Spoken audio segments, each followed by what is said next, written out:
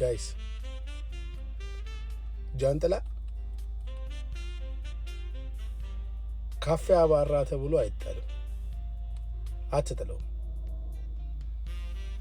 ዝናብ ካባራ በኋላ ሸክም ነው እናውቃለን፣ ግን አይጣልም። ይዘኸው ትዞራለህ። ምክንያቱም ድጋሚ እንደሚያገለግል ስለምታውቅ ማለት ነው። እንደው ካፌቴሪያ እንኳን ቡና ልጠጣ ቁጭ አድርገህ ረስተው ብትወጣ ተመልሰህ ትመጣለህ። ጃንጥላ ጥያለሁ ብለህ እቤት ወስደህ ታስቀምጠዋለህ። ማስቀመጫ ቦታ አለ።